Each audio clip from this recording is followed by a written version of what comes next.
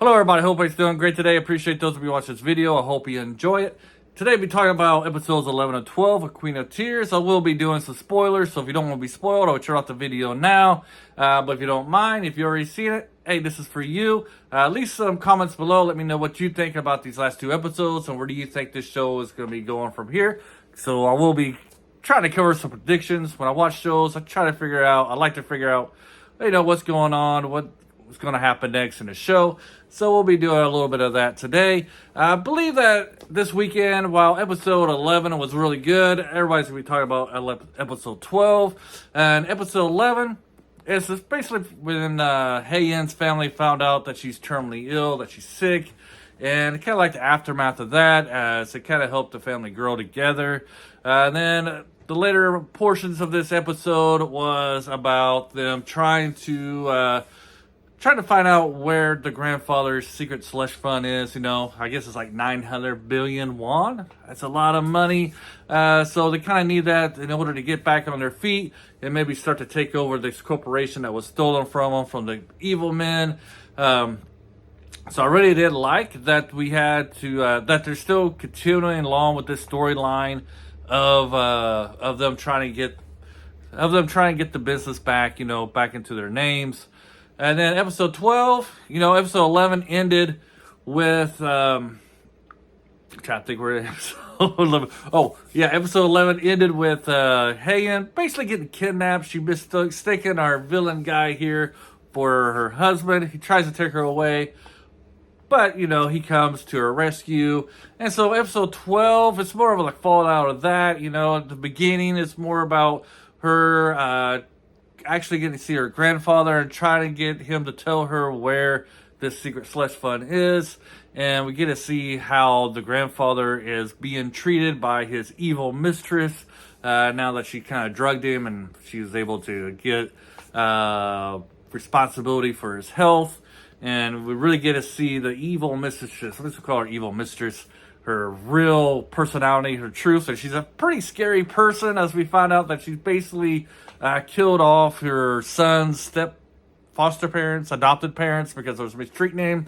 And then she killed the director of the orphanage for the same reason. So she's got no fear in killing people off if she feels like they are harming her or going to get in her way, as we see. So she is a murderer, and makes you wonder, why was she in prison in the first place? I don't know if the previous episodes covered that. I can't remember, but we know that she was in prison, and now that she's going under another name, maybe she killed that woman that died and took her name. Could be something I think will get resolved in the next couple episodes. I think the whole storyline of they're taking back the business will probably be over next weekend, this next Saturday and Sunday. Probably episode 14 was when I think they'll wrap that storyline up.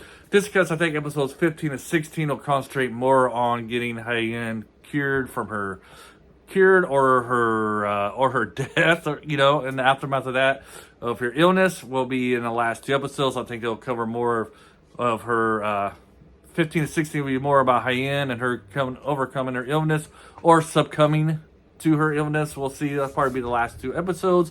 So I do got to feel that episodes 13 and 14 will be the end of them trying to get their corporation back. We see in the preview that they're making their moves. Looks like in the preview for episode 13, they're going to be making more of their moves and trying to take the Queen's corporation back for the family. As we see them working on Woo-sung, making him nervous, giving him information, try to mislead him, make him to make a mistake. Kind of how they made mistakes in the first 8 episodes.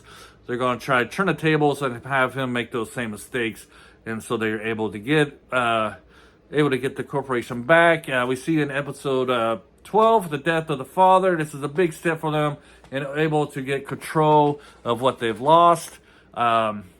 Because now the mistress no longer holds, the power that she has.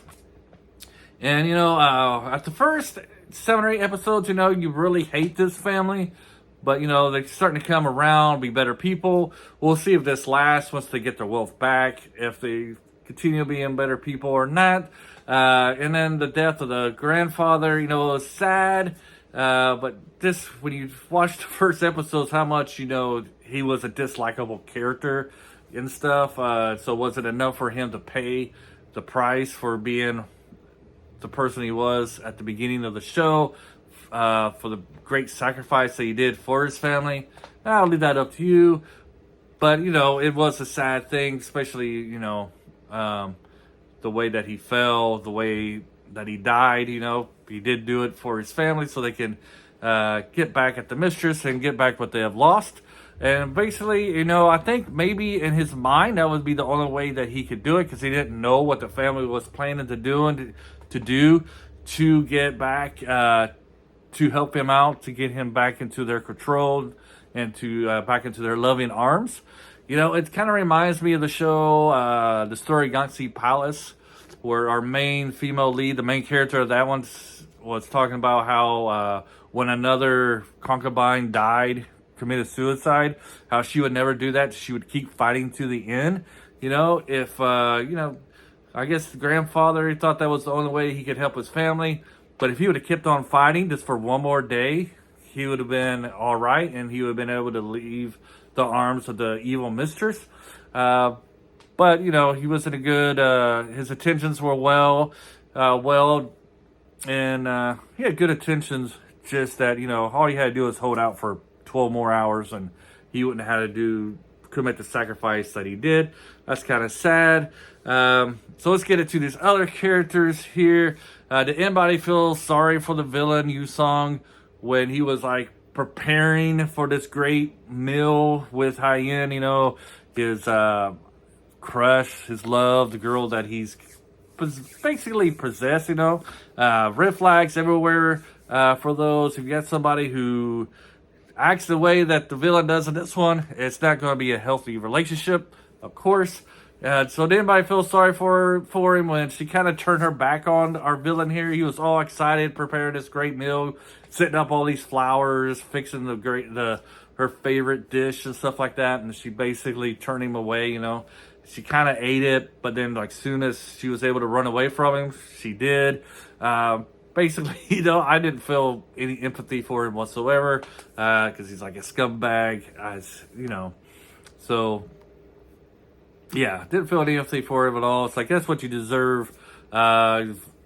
Basically a big control freak. If he can't have her, nobody can. He kind of ruins her life so that she has to turn to him. That's kind of like his goal.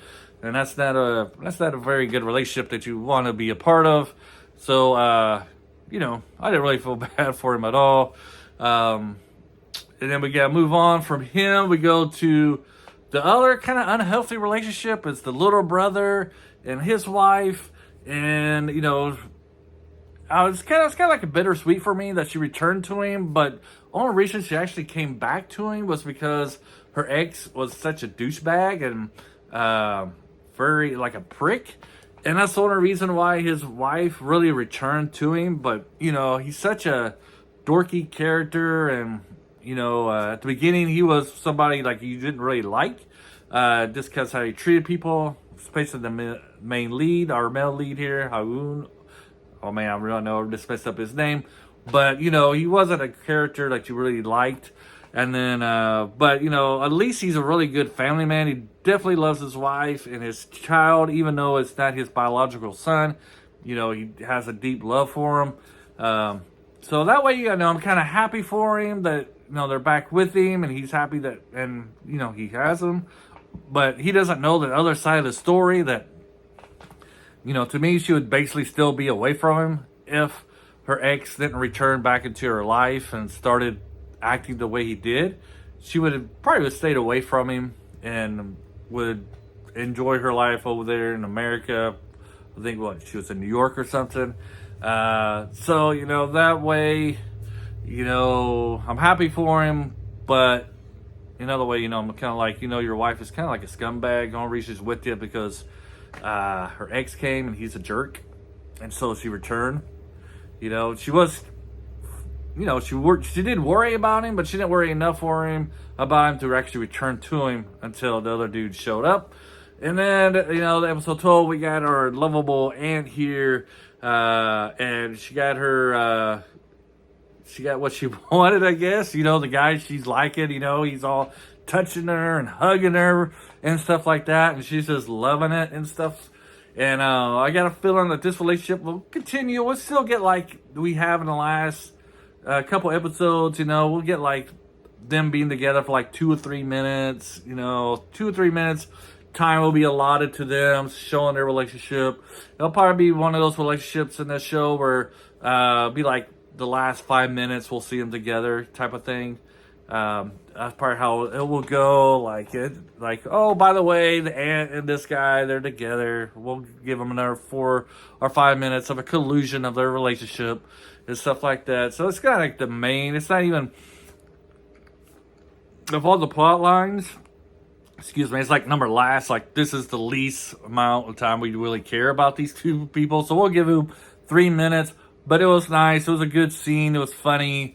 You know, after all the stuff that we've gone through that episode, it was nice to see those two and to see her reaction when he was hugging her because they found his mother and stuff and the big smile on her face. And, you know, she's probably like probably my third favorite character in the show. So it's good to see that. And then, I don't know. So where do I think it's going? If you're still here 11.5 minutes, thank you for staying around. So like I said, I think in episodes 13 and 14, they'll wrap up the whole storyline of them getting their money back and their power and their corporation and taking it under their control again. We'll probably see some power plays from our leads, forcing the villains to make mistakes. I think the whole truth will come out about the evil mistress, that she's actually under a different identity. I'm thinking maybe she killed the lady that she stole the identity from. That's probably how she was able to get it. And we'll see the whole truth about that. And I'm hoping she'll go to prison. But is prison enough of a punishment for her? Or do we want something worse happen to her? I want something worse to happen to her, really. I don't know about death, but, you know, something tragic. But if she goes to prison, I'll take that. And then our evil villain guy here, he'll probably just go to jail, or maybe he'll lose all credibility and everything like that. You gotta understand, though, he's been working his power up for many years, so I still believe that the show has, before it ends in episode 14, I feeling that the evil mistress still has a card or two to play before her demise, as well as our lead. I don't know where the oldest son is coming to play in this. He loves his family, so I don't think the evil mistress is going to be able to use him against his own family, because he still loves his brother and his sister. He's just his dad he had problems with. But I still think he probably has some role to play when this is all said and done. We'll figure out something more. Like I said, episode 13, just the look and the feeling I have is that the evil mistress still has a couple more cards she wants to play out before her demise. And then episodes 15 and 16, I think 15 will be all